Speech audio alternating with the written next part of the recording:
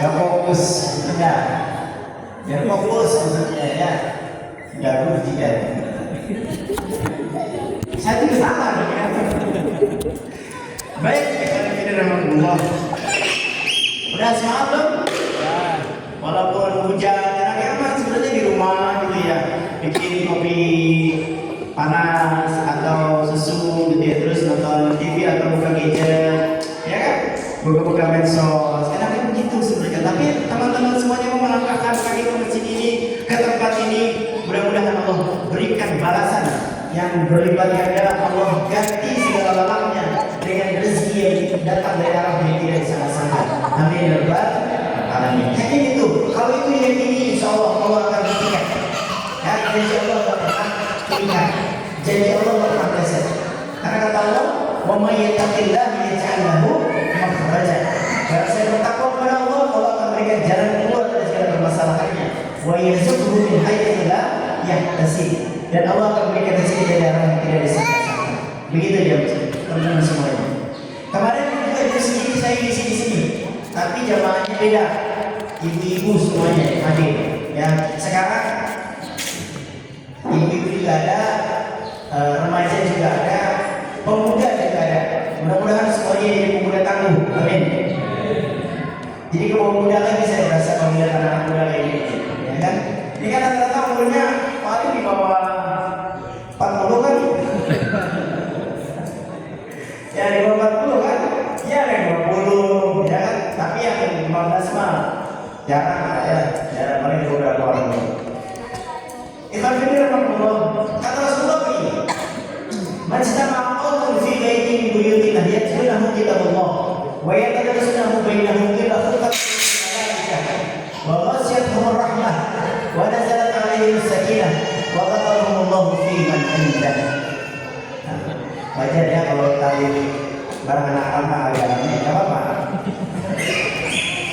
Aja ya, kalau anak-anak diam aja, matamu aja, itu justru sakit. Hati-hati. Ya, kalau kita punya anak nih, gini aja nih, nggak bakal berusaha ngapain. Nah itu hati-hati. Justru kalau yang aktif, nah itu bagus. Tapi jangan juga sampai hiperaktif. Ya, manjat tiang, jatuh, empat siang itu hiperaktif benar-benar. Tapi kalau masih normal cuma lari-lari ya nggak apa-apa. Ya, kata Rasul begini ya, teman-teman sekalian. Tidak ada satu kaum yang mereka berkumpul di salah satu rumah di antara rumah Allah. Ya. Macam kaum itu buyutillah. Ya sebenarnya kita Allah. Mereka mengkaji ayat-ayat Allah. Mereka mengkaji hadis Rasulullah sallallahu alaihi wasallam. Wa yatadarasunahu bainahum illa khafathumul malaikah. Malaikat turun dari langit seraya menaungkan sayap-sayap mereka di atas kepala orang-orang yang hadir di majelis itu. Luar biasa enggak? Datang doang, duduk, dapat minuman, mendapat buah ya. Buah ini apa? Kasih aja. Di sini nggak mungkin saya sambil makan kan? Ini pintar pada dia yang naruh di sini rawe. Ya kan? Nggak mungkin saya sambil makan. Baik, illa khafathumul malaikah. Malaikat menaungkan sayap di atas kepala mereka. Lalu kemudian selepas majelis itu berakhir, mereka naik ke langit seraya memohonkan ampunan bagi setiap fulan dan fulanah yang hadir di majelis itu. Mereka tidak ridho sebelum Allah memberikan ampunan kepada orang yang hadir di majelis itu. Bayangkan, ikhwan fillah rahmatullah, datang duduk nyaman, dapat ampunan dari Allah, dapat doa dari para malaikat. Luar biasanya. Makanya kalau orang yang malas ikut taklim, malas ikut majelis ilmu, sungguh dia orang yang sebodoh-bodohnya orang. Ya, seburuk-buruknya orang yang hidup di atas permukaan bumi ini. Kenapa? Orang-orang yang hidup di atas permukaan bumi ini, ketika dia bodoh, derajatnya sama seperti binatang ternak, balhum awal, bahkan lebih buruk daripada binatang ternak. Kenapa? Binatang ternak sejelek-jeleknya kerbau, misalkan dia masih berzikir kepada Allah. Burung yang kecil loncat ke sana ke sini, dia sedang memuji Allah. Tapi manusia yang Allah berikan akal, Allah berikan qalbun, Allah berikan nafsu untuk bisa melaksanakan segala titahnya Allah, Allah enggan untuk mendekat kepada Allah, maka itu sebelum-belum makhluk. Nah, yang mana kita Allah. Lalu berikutnya apa lagi? Kufat sumur malaikat. Wa ghasyatuhur rahmah. Allah akan curahkan rahmatnya. Allah akan mencurahkan rahmatnya kepada setiap orang. Kasih sayang Allah akan berikan. Ingat, Ikhwan fillah Allah di dalam tafsirnya Bismillahirrahmanirrahim itu dengan menyebut nama Allah yang Maha Pengasih lagi Maha Penyayang. Di dalam tafsirnya Al-Imam Ibnu Katsir rahimahullah menyebutkan bahwasanya makna Ar-Rahman, Allah itu Maha Pengasih. Jadi saking Maha Kasihnya Allah, Allah berikan kepada siapapun apa yang mereka butuhkan di dunia ini. Bahkan bisa jadi orang-orang yang tidak beriman kepada Allah, mereka mendapatkan bahagia di dunia lebih daripada orang beriman kepada Allah. Sekarang pertanyaan saya, yang menguasai sebagian besar negeri ini, kekayaannya siapa? Ada Pak Soleh namanya? Saya yakin kan? Ya, tapi siapa? Nama orang-orang yang muslim. Ya enggak? Yang disebut 9 cacing kalau nggak salah. Ya kan?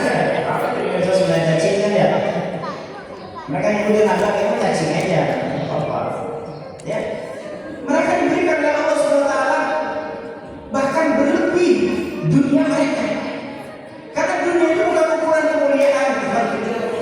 Dunia sebanyak-banyaknya dunia kita miliki bukan ukuran kemuliaan insya Allah, bukan sama sekali. Ya. Akan tetapi ukuran kemuliaan insya Allah adalah siapa orang yang taat takwa kepada Allah Subhanahu wa Ta'ala. Ikhwan fillah Allah. Lalu kemudian apa lagi? Waqasatul rahmah. Tadi makna Ar-Rahman itu Allah Maha Pengasih. Allah berikan kepada siapapun orang yang hidup di dunia ini. Wa ma min dabbatin fil ardh illa 'ala Allahi rizquha. Tidak ada binatang ternak di bumi ini yang hidup melainkan semuanya sudah ditentukan kadar rezekinya dari Allah Subhanahu wa Ta'ala. Jadi Allah sudah tetapkan itu semuanya. Jadi Allah kasih. Akan tetapi mana Ar-Rahim? Bismillahirrahmanirrahim. Mana Ar-Rahim? Menurut Imam Ibnu Katsir bahwasanya Rahim ini adalah sayangnya Allah, cintanya Allah. Itu tidak akan Allah berikan kepada orang yang tidak beriman kepada Allah Subhanahu wa Ta'ala. Cintanya Allah, kasihnya Allah, sayangnya Allah hanya akan Allah berikan kepada orang-orang yang beriman kepada Allah Subhanahu wa Ta'ala dengan benar, dengan keimanan yang benar. Nah, jadi siapa orang beriman yang benar kepada Allah Subhanahu wa Ta'ala?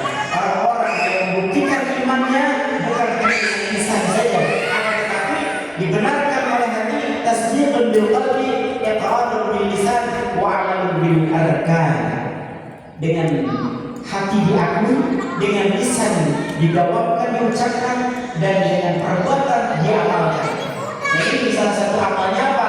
Hadir di majlis-majlis seperti ini. Apalagi tadi sudah dilaunching, yaitu sahabat Quran. Luar biasa ya, kalau ini menjadi sahabat Quran semua, saya yakin Quran akan dibawa kemana-mana. Yang namanya sahabat itu ketika terpisah merasa jauh nggak? Merasa kehilangan nggak? Ayo bertanya saya sekarang semuanya, udah merasa kehilangan ketika tidak ada Quran di sekolah Anda? Sudah merasa kehilangan ketika sehari tidak ada Quran? Merasa kehilangan nggak ada Quran nggak? Atau santai-santai aja? Alah itu bukan sahabat namanya. Kan kata Rasul begini, Iqra'ul Quran, fa innahu ya'ti yaumil qiyamah syafi'an li ashabi. Bacalah kalian Al-Quran, sesungguhnya dia akan datang pada hari kiamat memberikan syafaat, pertolongan kepada siapa? Li ashabi, kepada keluarganya, kepada sahabatnya. Kan mungkin sahabat itu senantiasa berpisah dengan semuanya. Yang namanya sahabat itu harus senantiasa ada keterikatan hati. Nanti di akhirat Al-Quran akan datang kepada kita kalau memang kita menjadi sahabatnya. Tapi kalau di dunia kita menjauhi Quran, dia jangan berharap Al-Quran akan datang kalau memberikan pertolongan kepada kita. Nah ini buat kita dulu. Yang berapa tadi? Yang kedua, waqasatul rahmah. Yang ketiga adalah wa nazalat alaihimus sakinah. Teman-teman semuanya, pada nama Allah. Allah akan turunkan rasa tentram, ketenangan jiwa bagi orang-orang yang hadir di majelis ini. Karena tempatnya, obatnya hati itu bukan diri keluar kota, bukan diri ke puncak, ke lautan, ke pantai yang ada kena longsor, yang ada kena apa namanya tsunami dan seterusnya itu. Akan tetapi di mana obatnya hati? Obatnya hati adalah ada di majelis ilmu. Itu obatnya hati. Kalau hati sakit, obatnya dengan hati di majelis ilmu. Lalu kemudian apa lagi? Wa nazalat alaihi sakinah wa qadarallahu fi man indah. Dan ini luar biasa. Dan Allah akan menyebut nama, ingat ya, ikhwan. Akhwat. Allah akan menyebut nama orang-orang yang hadir di majelis ini di kalangan makhluk Allah yang mulia. Dari kalangan para malaikat. Makanya teman-teman semuanya, kalau teman-teman di dunia tidak terkenal, ya kemudian teman-teman hadir majelis ilmu, maka teman-teman terkenal di kalangan penduduk langit. Nanti kalau meninggal nih, ketika menjadi cabut dibawa ke langit dunia, ketika malaikat membawa tubuh kita ini bersama atau bertemu sama dengan malaikat yang ada di langit, apa sapaan mereka? Ruh siapa ini yang wangi harum seperti ini? Ruhnya si fulan, ruhnya si fulan bin fulan, ruhnya si fulanah binti fulan. Masya Allah, pasti orang para malaikat yang di langit sana sudah mengenali ruh ini. Karena apa? Karena orang ini rajin hadir di majelis ilmu. Jadi kalau ingin memperbanyak saksi, ingin memperbanyak saksi di hadapan Allah, rajin hadir di majelis ilmu. Penuhi undangan-undangan untuk hadir di majelis ilmu. Kenapa? Karena malaikat yang tadi datang, ketika dia melangkah dia akan pernah lagi balik ke bumi, ganti malaikat yang lain. Jadi saksinya itu berbeda dari malaikat. Nah itu yang berbeda makhluk. Nah lalu kemudian di siang hari ini kita dikasih tema tentang apa?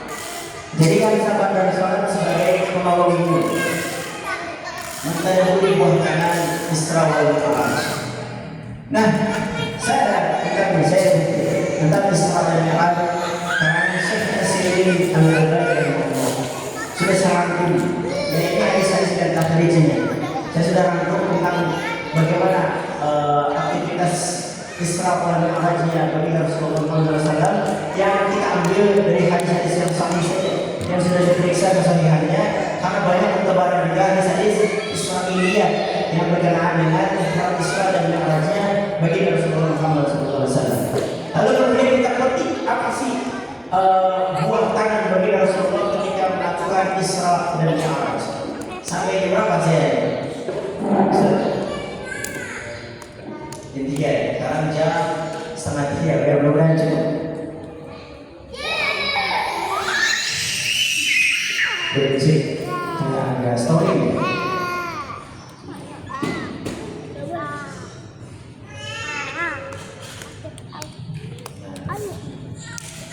Satu masih story ya? Enggak ya? Baik, suasana juga udah mulai tidak ada hujannya. Ini mohon maaf, dulu cek dulu ini keluar nggak ini speakernya? Enggak. Baik. Kita mulai dari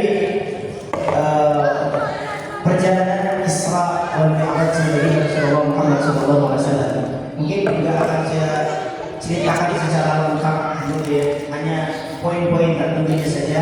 Hanya mudah-mudahan bisa diambil hikmahnya, bisa ada hikmah yang bisa kita petik dari setiap perjalanan dari Rasulullah ketika beliau melaksanakan Isra wal Mi'raj. Jadi para ulama berselisih paham, berselisih pendapat tentang kapan sebenarnya terjadinya Isra dan Mi'raj bagi Rasulullah Muhammad SAW. Ada sebagian ulama yang mengatakan terjadi di bulan Rajab, ya terjadi di bulan Rajab tahun ke-10 kenabian, bukan 10 Hijriah ya, 10 kenabian. Ada yang mengatakan tahun ke-11 kenabian. Ada juga yang mengatakan di bulan Ramadan tahun ke-12 setelah diangkatnya Rasulullah menjadi Nabi dan Rasul. Ada juga sebagian ulama yang mengatakan pada tahun ke-13 menjelang Rasulullah hijrah, ya berpindah dari Mekah menuju Yastrib, belum di Madinah. Ya, jadi di tahun itu bulannya ada yang mengatakan di bulan Rabiul Awal, ada yang mengatakan di bulan Rajab, ada yang mengatakan di bulan Ramadan. Nah, hanya masyhur di kalangan ulama yang lebih berpendapat yang lebih kuat adalah terjadi di bulan Rajab tahun ke-10 kenabian. Jadi 10 tahun yang akan menjadi nabi, maka Rasulullah mendapatkan undangan dari Allah untuk melaksanakan Isra wal Mi'raj. Nah, ikhwan fillah rahimahullah,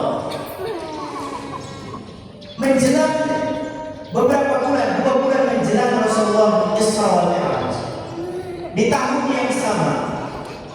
yang sama, ketika Rasulullah berdakwah, pertama dakwah secara sirriyah, lalu kemudian Rasulullah dakwah secara zahiriyah, secara sembunyi-sembunyi dilakukan, lalu kemudian dakwah secara terang-terangan, mendapatkan tekanan dari kaum musyrikin kafir Mekah, lalu kemudian Rasulullah SAW memiliki pengikut yang lemah, orang-orang yang lemah di antara pengikutnya, hanya sebagian kecil orang yang punya kedudukan di kalangan penduduk Mekah itu. Akan tetapi ada 2 orang yang baginda Rasulullah andalkan, yang sangat membantu dakwahnya Nabi, sangat membantu perjuangan Nabi pada saat itu, yaitu istrinya tercinta. Siapa? Sayyidah Khadijah bintu Khuwailid radhiyallahu anha. Ya. Jadi ada satu hikmah yang bisa kita petik pertama. Ada satu hikmah yang bisa kita petik pertama. Seorang laki-laki, dia akan bangkit dan dia bisa terbunuh karena seorang wanita. Betul? Betul kayaknya pengalaman terburuknya pengalaman ini. Ya. Lihat pasangan kita, ya, atau sebagai istri, lihat diri kita. Sudahkah kita menjadi Khadijah bagi pasangan kita, bagi zauji kita, bagi suami kita? Ataukah bagi suami, sudahkah saya pantas mendampingi istri saya, mengajak istri saya sebagaimana Rasulullah membina keluarganya dengan Sayyidah Khadijah radhiyallahu anha? Ingat, ikhwan fillah rahimahullah, Rasulullah itu tidak pernah menikah lagi sampai Khadijah meninggal dunia. Jadi yang punya keinginan poligami ya boleh aja, ya Bu ya? Boleh nggak? Nggak boleh. Kenapa? Boleh, tapi dengan syarat gitu. Ya. Syaratnya apa? Syaratnya apa? Adil. Betul ya? Betul nggak Bu? Halo? Adil apa? Nafkah atau kasih sayang? Kasih sayang nggak akan pernah adil. Ya, mudah-mudahan ikhwan fillah semua di sini adalah orang-orang yang setia, cukup dengan satu istri bahagia. Amin. Amin, insyaallah ya. Baik. Rasulullah SAW, 2 orang yang sangat berpengaruh dalam hidup baginda Rasulullah di awal dakwah adalah istri tercintanya Sayyidah Khadijah radhiyallahu anha dan aman tercinta siapa? Abu Thalib. Walaupun sampai akhir hayatnya Abu Thalib tidak beriman kepada Nabi. Dan Abu Thalib adalah seorang manusia yang mendapatkan siksa neraka yang paling ringan di neraka. Yang paling ringan di neraka apa siksaannya? Adalah seperti seorang yang dipakaikan teropak di kakinya, lalu kemudian mendidih di kepalanya, dan dia merasakan bahwasanya itu adalah siksa yang paling besar. Padahal itu adalah siksa yang paling ringan. Gimana siksa yang paling besar? Saya tanya sekarang pemuda-pemuda atau akhwat di sini semuanya, ada yang sudah nonton film siksa neraka belum?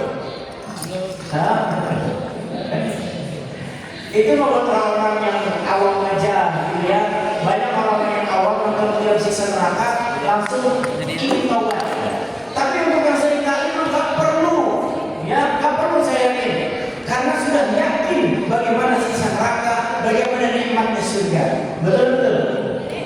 Ya, insya Allah sudah paham semuanya saya di sini. Nah, di tahun yang sama, ya, di tahun yang sama ternyata Abu Thalib yang pertama meninggal dunia dengan tidak membawa iman. Penduduk Quraisy, kafir Quraisy itu merasa dengan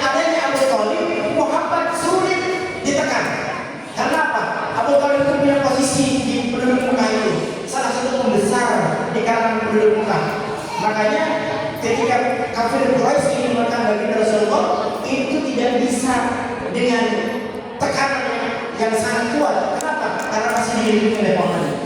Lalu kemudian 2 bulan setelah pamannya Abu Thalib meninggal dunia, ternyata satu lagi perisainya Nabi, yaitu istri tercinta Sayyidah Khadijah radhiyallahu anha, dipanggil oleh Allah Subhanahu wa taala, menghadap Allah Subhanahu wa taala. Maka tahun tersebut dikenal disebut oleh para ulama sebagai Amul Huzn. Amul Huzni, tahun penuh dengan kesedihan. Nah, lalu kemudian bagi Rasulullah ketika kehilangan 2 orang yang amat dikasihinya, amat melindunginya, Rasulullah SAW merasa kehilangan. Lalu kemudian Rasulullah tidak punya tempat lagi di Mekah, tidak bisa berdakwah di Mekah. Lalu kemudian Rasulullah mencari tempat lain berdakwah. Kemana? Rasulullah berangkat ke Taif, 60 mil jauhnya, mungkin kurang lebih 100 km. Ya, 100 km ditempuh dengan berjalan kaki. Bayangkan Rasulullah berdakwah ditempuh dengan berjalan kaki bersama Zaid bin Harith. Lalu kemudian setelah sampai Rasulullah di kota Taif, bukannya mendapatkan perlakuan yang baik, Rasulullah dakwah beruzur ke orang-orang Taif selama 10 hari lamanya, ternyata tidak mendapatkan respon daripada penduduk Taif. Bahkan sepakat mereka mengusir baginda Rasulullah dari kota Taif. Bayangkan Pak, sampai Rasulullah kehilangan orang-orang yang sangat dikasihnya, membantunya dakwah ke Taif, juga malah dilempari batu berdarah-darah kaki Rasul. Lalu kemudian Rasul berteduh di sebuah pohon di pinggiran kota Taif. Lalu datang malaikat penjaga bukit yang ada di wilayah Taif. Lalu kemudian ditawarkan oleh mereka itu, bagaimana wahai Rasulullah, apa yang kau perintahkan kepadaku? Kalau kau perintahkan aku untuk mengangkat bukit yang ada di wilayah Taif ini lalu dilimpahkan kepada penduduk Taif, maka akan dilimpahkan saat ini juga. Apa kata Rasulullah SAW? Jangan, fa innahum qaumun la ya'lamun. Jangan kau lakukan itu, karena mereka adalah kaum yang tidak mengetahuinya. Kaum yang belum mengetahui, belum mempelajari, belum tahu apa itu Islam.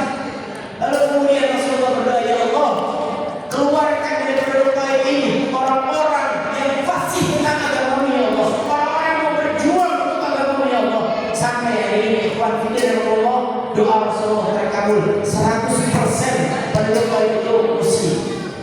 100% penduduk Taif itu hari ini muslim semuanya. Nah, ikhwan fillah Allah. Lalu kemudian Rasulullah pulang kembali lagi ke Mekah, tapi ditolak di Mekah. Maka Rasulullah berdiam diri di perbatasan kota Mekah. Lalu ternyata Allah mengizinkan ketika Rasulullah membaca ayat Al-Quran, tilawat Al-Quran, lalu kemudian datang rombongan jin dari Yaman. Jadi manusia berhasil, dakwahnya ke siapa? Jin dari Yaman, beberapa jin dari Yaman meminta diajarkan kepada Nabi tentang Islam. Lalu kemudian Rasulullah mengajarkan Islam kepada jin tersebut, dan jin tersebut pulang ke Yaman, dan ribuan jin yang ada di Yaman itu masuk Islam. Mungkin kalau ada jin di Indonesia ini yang muslim juga gitu ya, itu mungkin terdakwahi oleh jin yang ada di Yaman. Bisa jadi gitu ya. Karena jin-jin Nabi itu siapa jin? Sama Nabi Muhammad SAW. Jadi kalau teman-teman semuanya ditolak dakwahnya ini, ditolak dakwahnya imannya di salah satunya seperti ini. Ketika teman-teman merasa dakwahnya tertolak, ajak teman di kontrakan, saya lagi ML, saya lagi FF, gitu ya, nanggung, nggak mau saya. Jangan putus asa. Kalau teman-teman ditolak oleh manusia, dakwahi jin yang ada di kontrakannya. Ya. Jadi jangan takut, dakwah terus, ajak terus semua orang untuk berada dalam Islam, dalam kebaikan. Nah, yang benar Allah, selepas itu di satu malam, beberapa waktu selepas itu kemudian Rasulullah mencari perlindungan, ada juga orang yang melindunginya, dan Rasulullah berdiam diri di rumah Ummu Hani. Lalu kemudian selepas malam Rasulullah didatangi oleh malaikat Jibril lewat atas pintu ini. Saya ngomong dari sini ya.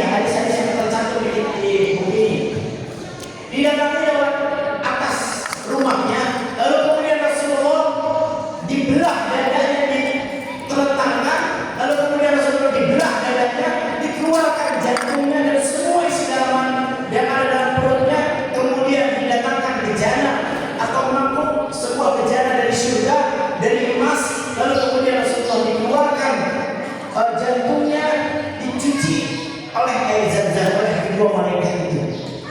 Dicuci dibersihkan sampai bersih semuanya, dan ada satu wadah lagi berisikan hikmah dan iman. Lalu kemudian wadah yang berisikan hikmah dan iman itu dimasukkan ke dalam dada baginda Rasulullah Muhammad SAW. Lalu kemudian ini kalau sekarang ada operasi gitu ya, dijahit lagi. Beda mungkin Allah alam bagaimana jahitan mereka Jibril ya. Jahitannya apakah seperti jahitan dokter sekarang atau bagaimana, kita Allah alam. Allah yang maha tahu. Apa mungkin masih seperti itu? Mungkin aja Tuhan. Orang sekarang aja bisa menemukan alam yang bisa menjahit orang itu sembuh lagi. Ya ini Allah yang maha berkehendak. Masa gak mungkin? Jadi jangan bandingkan dengan zaman dulu mana bisa sih, mana ada operasi. Enggak seperti itu pikirannya, karena tapi Allah yang maha berkehendak, Allah yang maha mau, maka jadi apapun yang Allah mau kehendaki. Gitu ya Allah. Lalu kemudian selepas dibersihkan, kemudian dimasukkan kembali jantungnya Rasulullah, hatinya Rasulullah, kemudian dibersihkan, dipenuhi dengan iman dan hikmah, maka barulah Rasulullah SAW diajak oleh Jibril. Nah, Ikhwan, ada satu pelajaran. Ketika Rasulullah dibelah dadanya, berapa kali Rasulullah selama hidup dibelah dadanya? Ada berapa kali? Minimal ada 2 kali. Ada juga mengatakan 3 kali, tapi yang rajin itu 2 kali saja Rasulullah dibelah. 1 kali ketika Rasulullah berusia 5 tahun di kalangan Bani Sa'diyah, di rumahnya Halimah Sa'diyah, tapi bukan di rumah, di padang rumput. Ketika Rasulullah sedang mengembala kambing, ketika temannya melihat ada 2 orang menghampiri Nabi, ya Nabi kecil pada saat itu belum jadi Nabi, kemudian diterentangkan, dibelah dadanya, maka sahabat-sahabat Nabi yang ada pada saat itu berlari-lari ke rumahnya Halimah Sa'diyah. Dia melaporkan kejadian itu, dan Halimah Sa'diyah merasa ketakutan. Lalu kemudian mendatangi Nabi Muhammad kecil, lalu kemudian menanyakan apa yang terjadi. Rasulullah menceritakan ada orang datang membelah tubuhku, kemudian membersihkan apa yang ada dalam dadaku ini, lalu kemudian menempatkan lagi dan menjahitnya. Halimah Sa'diyah melihat ada bekas jahitan memang di dada pada saat itu. Halimah Sa'diyah ketakutan, maka dari itu dia kembalikan Muhammad kecil ke ibu tercintanya. Siapa? Aminah. Ya, Sayyidah Aminah. Dikembalikan karena takut kalau mama itu tetap di sana. Kenapa? Karena Halimah Sa'diyah itu ketika Nabi tinggal di rumahnya, semua keberkahan itu meliputi rumahnya. Yang tadi dia seorang yang miskin, hanya punya 1 ekor unta, 2 ekor kambing yang kurus. Ketika Muhammad datang, maka kambingnya menjadi gemuk. Terus kemudian hamil. Kalau kambing hamil atau bunting? Kalau hamil apa? Kalau kambing kalau hewan apa? Tidak, hamil aja ya. Terus kemudian beranak banyak. Dia jadi bos kambing di kalangan Bani Sa'diyah. Bayangkan, suaminya jadi bos kambing. Unta banyak. Orang yang paling kaya di kalangan Bani Sa'diyah akhirnya dia. Lalu kemudian singkat cerita, kembali lagi kepada kisah yang tadi. Rasulullah dibelah lagi dadanya di usia berapa? Halo? 10 kenabian berarti usia berapa? 50 kali. Karena Rasulullah yang ada di Nabi di usia berapa? 40 tahun. Ini panitia ada prioritas ya? Kalau yang bisa jawab dikasih aja. Mau pada sini aja ya. Iya, biar dia ngantuk. Nih, takutnya ngantuk. Ya baik. Iman maafkan kita Allah. Kenapa Rasulullah dibelah dari sampai 2 kali? Pertanyaannya, kenapa Rasulullah dibelah lagi dadanya? Kemudian dibersihkan, diisi iman dan hikmah. Pertanyaannya adalah, kenapa Rasulullah sampai dibelah lagi? Jawabannya adalah Rasulullah diundang oleh Allah untuk bertemu langsung dengan Allah tanpa perantara siapapun. Orang yang akan bertemu dengan Allah, dia harus dalam keadaan suci, bersih, dan memiliki iman yang penuh, dan memiliki keikhlasan yang totalitas. Ini orang yang bisa bertemu dengan Allah. Siapa orang yang seperti itu? Apakah hanya bagi Rasul? Tidak, ikhwan. Kita juga bisa. Hanya saja syaratnya apa? Baca di surah Al-Kahfi ayat berapa? Ayat 110. Barang siapa orang yang berjumpa dengan Allah, falyamal amalan shalihan wa la yusyrik bi ibadati rabbih ahada. Dan jangan pernah kita menyekutukan Allah dalam keadaan apapun dan kepada siapapun. Jadi orang-orang yang akan bertemu dengan Allah, berjumpa dengan Allah kelak hanyalah orang-orang yang bertauhid.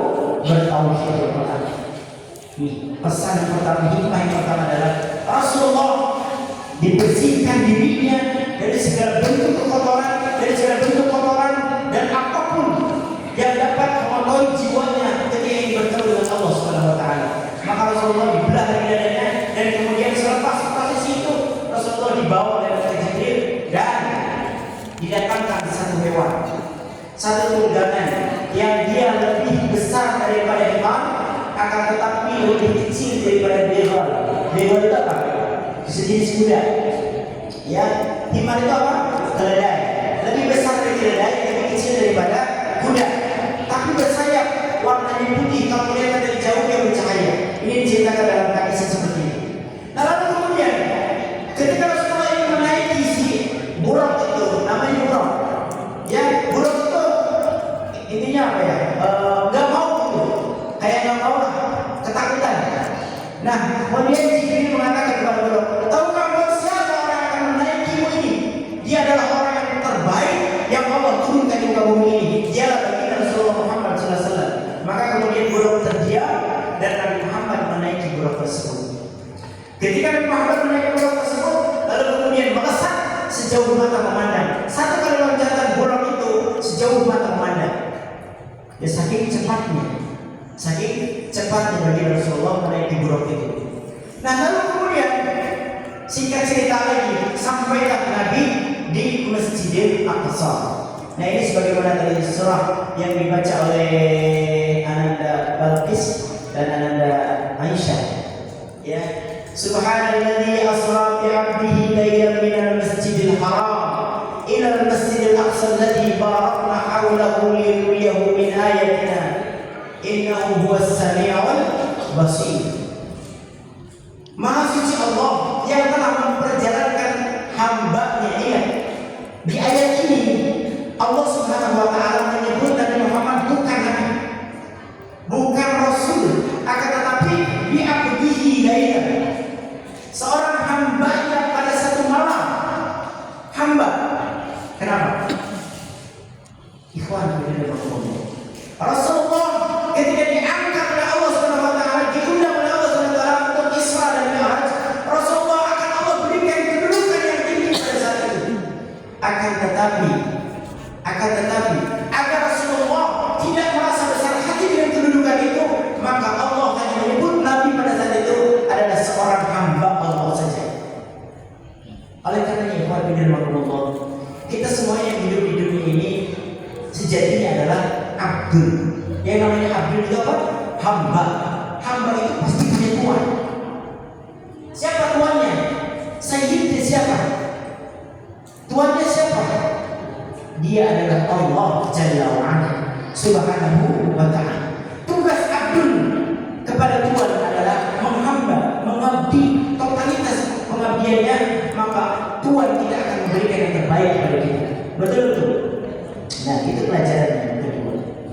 Lalu kemudian ketika sampai baginda Rasulullah di Baitul Maqdis atau di Al-Quds, di mana Al-Quds ini atau Baitul Maqdis ini adalah tempat suci umat Islam yang ketiga, yang hari ini ikhwan fillah rahimahullah 25.500 jiwa telah dibantai oleh Zionis laknatullah alaihi. Mudah-mudahan Allah hancurkan mereka, amin. Ikhwan fillah rahimahullah, Rasulullah sampai di sana, kemudian Rasulullah didatangi oleh Nabi Allah Ibrahim alaihissalam. Seraya Nabi Allah Ibrahim alaihissalam memberikan 2 cangkir minuman kepada baginda Rasulullah. Satu cangkir berisi khamar, satu cangkir lagi berisi susu laban. Lalu kemudian silakan kau pilih mau minum yang mana. Maka Rasulullah memilih laban tadi, susu murni. Dan Ibrahim alaihissalam mengatakan, engkau beruntung, seandainya engkau memilih khamar untuk engkau minum, maka umatmu akan tersesat sejauh-jauh. Akan tetapi engkau memilih susu yang menjadi fitrah bagi umatmu, insya Allah sebagian besar umatmu akan selamat. Seperti itu. Lalu kemudian Rasulullah mengimami pada saat itu salat seluruh para nabi dan rasul yang pernah diutus, tapi ruhnya, ingat ya, ruh para nabi dan rasul itu mengimami Rasulullah SAW. Ingat, karena ini mendatang perintah salat, pelaksanaan salatnya itu seperti salat yang dilaksanakan oleh Nabiullah siapa? Ibrahim alaihissalam. Jadi pakai milah Ibrahim pada saat itu. Nah, Rasulullah mengimami itu semuanya, lalu kemudian dia tambahkan buruknya itu di dinding Yerusalem atau di dinding ratapan kalau nggak salah sekarang itu. Jadi dinding ratapan yang sekarang menjadi orang-orang Yahudi untuk meratap-ratap mereka, karena setelah meratap dosa-dosa mereka hilang, itu tempat diikatkannya buruk Nabi Muhammad SAW. Lalu ada hikmah di sini, Tuhan. Kenapa Rasulullah menambahkan mengikat buruknya tadi? Padahal bukan itu buruk bisa nggak akan kemana-mana walaupun diikat. Ini jadi mengajarkan kepada kita hikmahnya apa? Ada tawakal yang dilaksanakan oleh baginda Rasulullah SAW. Rasulullah bertawakal dengan mengikat buruk di tiang itu, tiang ratapan itu, diikatkan buruknya. Ini bukti tawakal kepada Allah Subhanahu wa Ta'ala. Walaupun dia yakin buruk akan pergi. Lalu kemudian selepas itu semuanya, proses itu semuanya, Rasulullah SAW buruk tidak ditunggangi lagi. Ingat ya, buruk itu kendaraan bumi. Jadi para nabi dan rasul yang dahulu pun pernah menunggangi buruk itu. Nah, buruk tidak ditunggangi lagi, tapi Rasulullah diangkat oleh Allah SWT.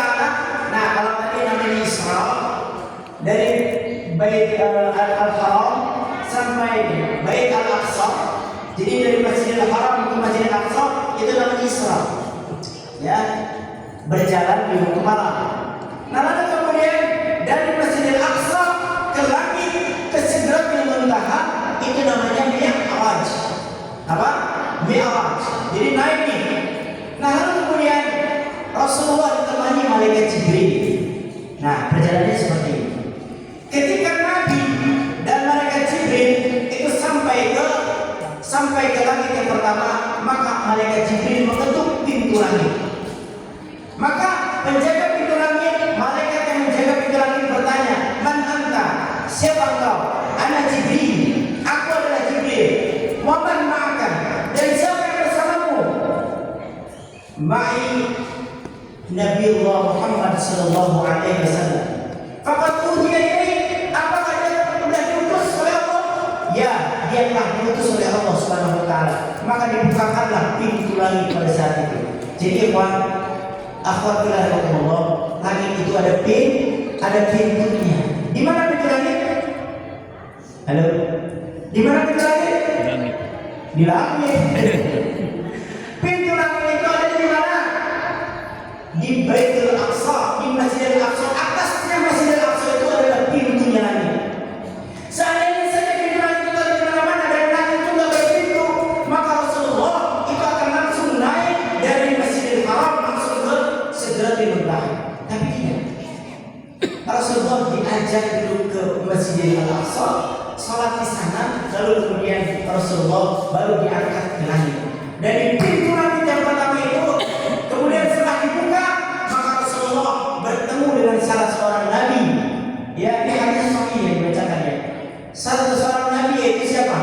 Nabi Adam alaihissalam. Maka Nabi Adam memberikan salam kepada baginda Rasulullah, "Marhaban bi nabiyyin salih wa bani salih." Marhaban, selamat datang wahai kaum seorang nabi yang saleh dan anak keturunanku yang saleh. Lalu kemudian Adam sesekali melihat ke sebelah kanan, maka Adam tersenyum bahkan tertawa. Ketika Adam menoleh ke sebelah kiri, maka beliau menangis. Maka Nabi bertanya kepada malaikat Jibril, "Mengapa seperti itu?" Ternyata di sebelah kanan Adam itu terdapat ruh anak keturunan Adam yang akan menjadi ahli surga. Sementara di bagian kirinya Nabi Adam alaihissalam terdapat ruh anak keturunan Adam yang nantinya akan masuk ke dalam api neraka. Jadi kesimpulannya adalah surga. Yang masuk ke dalam surga siapa? Umatnya Nabi Muhammad Sallallahu Alaihi Wasallam. Sadarnya begitu, betul. Semua umatku pasti akan masuk surga. Kullu ummati yadkhuluna jannah. Semua umatku akan masuk dalam surga. Illa man aba, kecuali yang enggak mau. So, tunjuk tangan yang mau masuk surga. Halo, enggak, takut banget. Yang mau masuk surga tunjuk tangan. Yang mau cepat masuk surganya tunjuk tangan. Syaratnya kalau dulu meninggal dulu ya. Nah itu belum tentu meninggal itu bukan belum tentu masuk surga. Ya tapi di mana tempatnya? Raudhah min riyadil jannah. Taman di antara taman-taman surga. Belum ada masuk surga sekarang. Belum ada masuk surga. Ada juga ruh orang yang mati syahid. Itu dia ada kita bolong burung berwarna hijau. Itu berlari-lari di atas surga. Di dalam surga beberapa penerbangan. Ya di pintu-pintu surga dan di lampu-lampunya arsy. Nah ikhwan fillah. Lalu kemudian ya Rasulullah ketika bertemu dengan Nabi Adam naik lagi dan pertanyaan sama di langit sebelumnya. Jadi ingat ikhwan, langit itu ternyata bertingkat-tingkat. Pertanyaannya ayo sekarang, pernah dengar nggak Neil Armstrong? Siapa yang kenal? Nggak kenal, tapi tahu aja. Ya, ini ada yang pernah kenalan. Yakin dia Neil Armstrong itu mendarat di bulan? Dengan apa yang mendarat? Ternyata orang Jawa dengan selamat. Ya hewan, dengan ngantuk. Nah, jadi Neil Armstrong itu katanya apa mendarat di bulan? Pertanyaannya, bulan ada bisa langit yang seberapa? Halo? Dia bisa langit yang berapa bulan? Kalau dia bisa langit yang kedua, otomatis itu harus melewati pintu langit dulu. Mungkin ya Neil Armstrong ini tetap pintu lagi dia. Tolong bukakan siapa? Neil Armstrong. Mau ngapain? Ke bulan. Nah, dia orang Islam. Ya kan? Nggak mungkin. Jawabannya cuma dua. Kalau dia benar, dia pernah mendarat di bulan, berarti bulan itu ada di lapisan bawah langit yang pertama.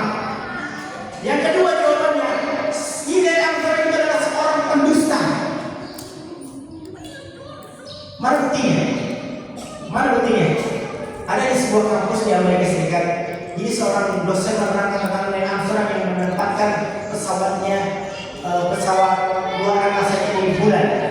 Tapi kemudian bertanya seorang mahasiswanya, Tuan, Mister, kalau Neil Armstrong menempatkan bulan itu ada yang nyorot kamera di situ, berarti bukan orang yang pertama kali turun ke bumi ke bulan itu Neil Armstrong, tapi si kameramennya. Pertanyaannya, siapa kameramen ini yang bikin kamera pertama untuk nyorot Neil Armstrong turun? Benar nggak? Logis nggak? Itu si dosen tanya ke dekan nanya ke rektor nggak bisa menjawab, sampai kemudian ke presiden Amerika Serikat nggak bisa jawab juga. Dusta berarti. Karena para ulama mengatakan itu dusta, nggak mungkin. Baik, kita lanjut lagi. Kemudian yang kedua, ketemu siapa? Pintu yang kedua terbuka, ketemu Nabi Isa dan Nabi Yahya alaihi salam. Lalu kemudian saya cerita lagi. Sebenarnya ada kisah-kisah di sana. Lalu kemudian naik ke pintu yang ketiga, ya, ketemu dengan Nabi Yusuf alaihissalam. Lalu kemudian ini sebagai informasi aja buat akhwat yang belum menikah. Nabi Yusuf itu ternyata kata Rasulullah SAW, Nabi Yusuf itu memiliki separuh ketampanan Nabi Adam alaihissalam. Separuh ketampanan Nabi Adam alaihissalam. Jadi saking tampannya, seluruh penduduk bumi ini laki-laki separuh ketampanannya itu dimiliki oleh Nabi Yusuf alaihissalam. Lalu pertanyaannya, wanita yang paling cantik siapa? Nabi Adam itu berarti lebih tampan daripada Nabi Yusuf alaihissalam. Yang paling cantik siapa? Ibunda kita tercinta Sayyidah Hawa alaihissalam. Itu wanita yang paling cantik.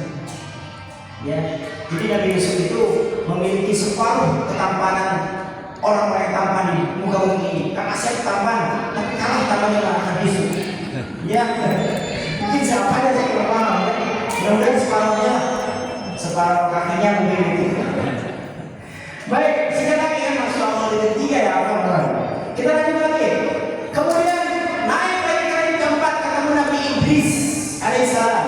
Nah, Nabi Idris ini dia di sana itu beserta ruh dan jasad. Kalau yang lainnya belum saja. Kalau Nabi Idris itu bersama ruh dan jasad. Ya, termasuk Nabi Isa. Nabi Isa itu bersama ruh dan jasad. Tapi Nabi Idris itu sama, dia sudah meninggal dunia. Tapi meninggalnya di mana? Di langit yang keempat. Nah, menurut saya lihat ini, jadi Nabi Idris itu ingin ketemu sama malaikat pencabut nyawa. Nah, kemudian minta ke malaikat Jibril untuk dipertemukan dengan malaikat pencabut nyawa. Nah, kau tahu sendiri, Nabi Idris dinaikkan oleh malaikat Jibril ke langit yang keempat. Ternyata di sana sudah ketemu dengan malaikat maut. Ya, ketemu dengan malaikat maut. Lah, kata malaikat Jibril, engkau belum aku undang, kenapa kau sudah di sini? Justru saya juga bingung, kenapa Allah memerintahkan saya datang ke langit yang keempat. Katanya diperintahkan untuk mencabut nyawa seorang manusia di langit yang keempat. Padahal Nabi Idris meminta kepada malaikat maut untuk ditangguhkan kematiannya.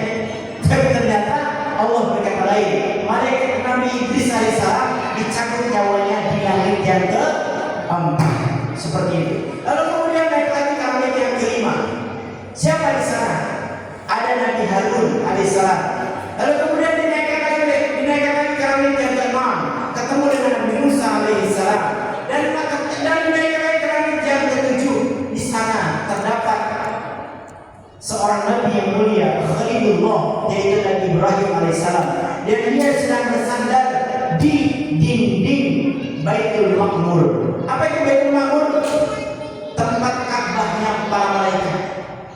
Jadi kata Nabi, setiap hari itu ada 70.000 malaikat yang masuk ke Baitul Ma'mur, bertawaf di sana, lalu kemudian malaikat itu tidak pernah keluar lagi dari Baitul Ma'mur. Setiap hari 70.000 malaikat. Bayangkan, berarti banyak jumlah malaikat. Banyak.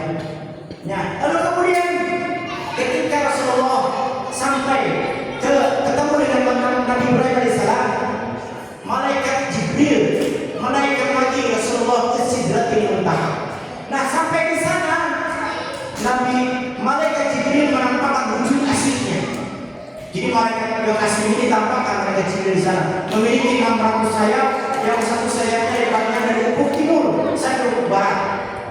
Ya, itu malaikat Jibril menampakkan wajah aslinya. Sangat luar biasa besarnya. Nah, lalu kemudian malaikat Jibril tidak sanggup lagi menemani Rasulullah, maka Rasulullah dinaikkan lagi ke atasnya Sidratil Muntaha. Pertanyaannya, apa Sidratil Muntaha? Halo, ada yang tahu Sidratil Muntaha itu apa? Asal katanya adalah sidar. Sidar itu apa? Pohon.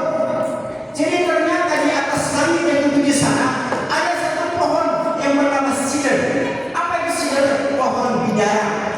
Tapi pohon bidara beda. Pohon bidara di dunia ya. Di dunia ada durinya, gitu ya. Buahnya kayaknya bidara yang di sana itu buahnya sebesar kendi-kendi gitu. Daunnya itu sebesar kuping gajah. Tapi tangkai-tangkainya dari emas dan permata. Luar biasa. Dan muntaha apa? Muntaha itu adalah batas daripada kemampuan manusia, batas kemampuan makhluk. Malaikat pun tidak ada yang sampai ke sana. Jadi muntaha itu batas daripada akal makhluk. Siapapun tidak mampu mencapai. Nah, Rasulullah sampai ke sana. Dan Rasulullah diundang oleh Allah langsung, dan Allah memakai tabir berupa cahaya. Jadi Rasulullah tidak melihat Allah. Rasul tidak melihat Allah. Dalam hadis ini diterangkan, aku tidak melihat Rabbu. Aku terhalang oleh hijab. Hijab itu berupa cahaya. Tapi Rasulullah mendengar perkataan Allah. Nah, lalu kemudian Rasulullah mendapatkan oleh apa? Oleh sholat 50 waktu dari Allah SWT. Turunlah Rasulullah ke langit ke-7, turun lagi ke langit yang ke-6, bertemu dengan Musa. Ya Musa,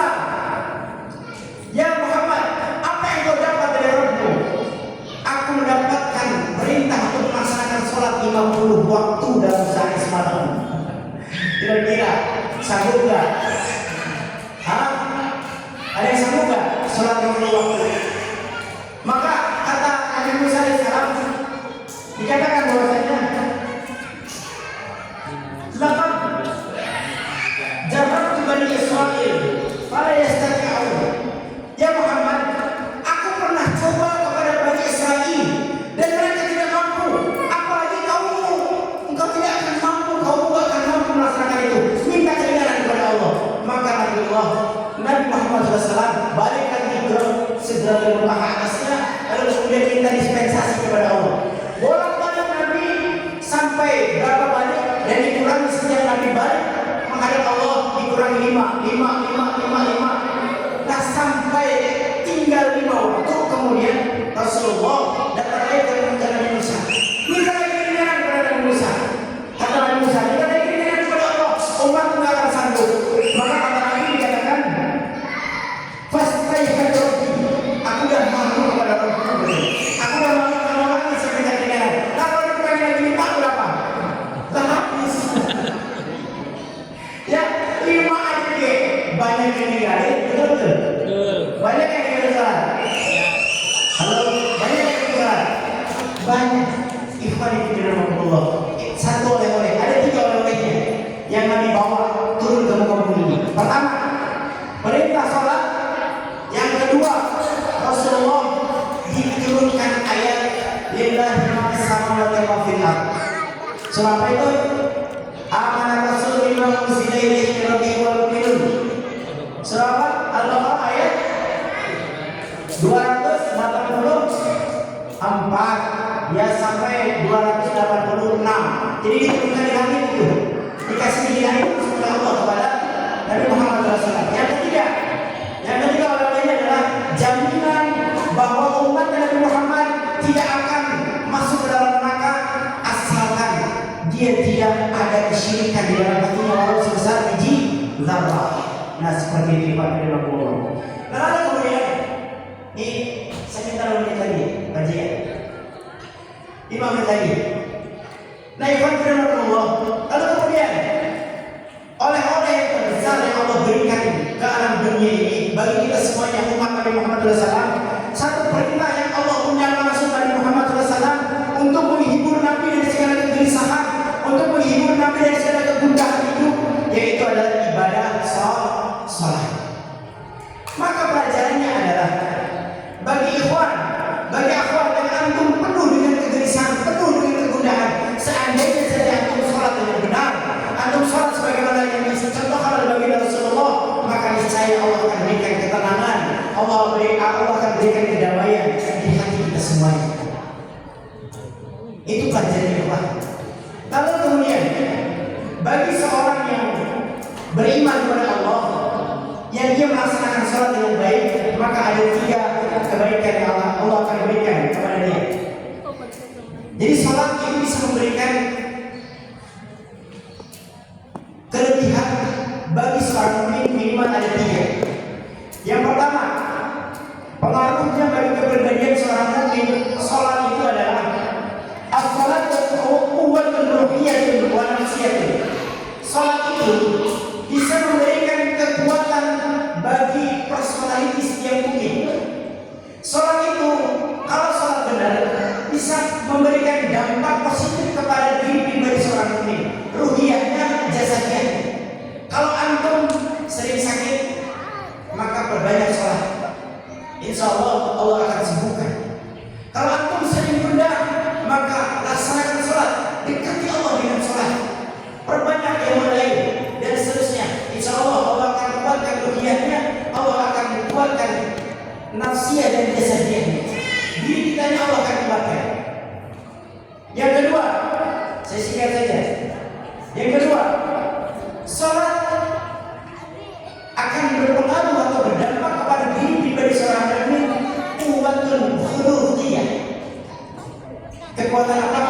Kekuatan akhlak, kekuatan adab, kekuatan pribadi. Jadi kalau kata Allah Subhanahu wa taala, "Aqimis shalah, inna sholata tanha 'anil fahsya'i wal munkar." Dirikanlah salat karena salat akan mencegah seseorang dari perbuatan keji dan munkar. Kalau sekarang ikhwan salat, akhwat salat, tapi masih senang bermaksiat, berarti belum benar sholatnya. Karena sholat, janji Allah adalah akan berdampak kepada diri pribadi setiap mukmin, setiap mukminah. Kalau sholatnya benar, kalau sholatnya sesuai dengan apa yang dicatatkan oleh baginda Rasulullah, maka dia akan berdampak kepada hatinya, akan menjadi damai, tentram. Dia akan berdampak kepada kehidupannya, akhlaknya, memiliki akhlakul karimah. Dia akan mencegah dari segala bentuk perbuatan keji, perbuatan maksiat, fahsya, wal munkar. Itu akan terlepas. Maka belajar laksanakan sholat dengan benar. Kaifiat sholatnya diikuti dengan benar. Lalu kemudian sebelum sholat fasbiril wudu, benarkan wudunya, sempurnakan wudunya. Karena banyak orang rusak sholatnya karena buruk wudunya. Siap? Ya itu. Terus yang terakhir, sholat. Ya, ini yang biasanya kita inginkan. Kata para ulama, sholat itu akan berdampak husul rezeki min Allah. Allah akan memberikan rezeki yang terus menerus kepada orang yang rajin sholat. Orang yang menjaga sholatnya, Allah akan jamin rezekinya. Ingat, ikhwan, akhwat fillah, yang namanya rezeki bukan harta benda saja, tapi segala apapun berupa kenikmatan yang Allah anugerahkan kepada kita. Ini antum yang bisa melihat sekarang. Saya pakai kacamata, ini udah berkurang nikmatnya. Antum yang berpakai kacamata itu masih diberikan nikmat oleh Allah. Yang sakit giginya, yang apapun, pokoknya yang sehat hari ini semuanya itu merupakan nikmat dari Allah, rezeki dari Allah. Patut semuanya syukuri. Nah, Allah firmankan dalam Quran surah Toha ayat 132. Ini terakhir ya, surah terakhir. A'udzu billahi samil alim minasyaitonir rajim. Surah Toha ayat 132 Allah firmankan, "Wa'mur ahlaka bis-salati wastabir 'alaiha. La nas'aluka rizqan, nahnu narzuquka wal 'aqibatu lit-taqwa." Ini pesan yang luar biasa dari Allah Subhanahu wa taala kepada semuanya. Dan perintahkanlah keluarga untuk melaksanakan sholat dan sabar di dalam melaksanakannya. Kami tidak meminta rezeki kepada kamu, akan tetapi kamilah yang memberi rezeki kepadamu. Dan akibat yang baik, kesudahan yang baik hanyalah bagi orang yang bertakwa. Ibadah di dalam Allah. Maka dari itu, saya mengajak kepada diri saya menjadi ikhwan dan akhwat pada umumnya yang hadir pada kesempatan hari ini. Mari kita perbaiki sholat kita. Mari kita dekati Allah dengan sholat kita. Karena kalau sholat kita benar, berarti hubungan kita benar dengan Allah. Kalau antum saat ini banyak masalah dalam kehidupan kita banyak masalah dalam kehidupan kita, bisa jadi hubungan kita dengan Allah sedang menjauh. Bisa jadi sholat kita belum benar diakui oleh Allah Subhanahu wa taala. Mudah-mudahan majlis ini adalah majlis yang memberkahkan bagi kita semuanya. Majlis ini majlis yang membawa peningkatan iman dan amal soleh bagi kita semuanya. Majlis ini adalah majlis yang membawa silaturahim yang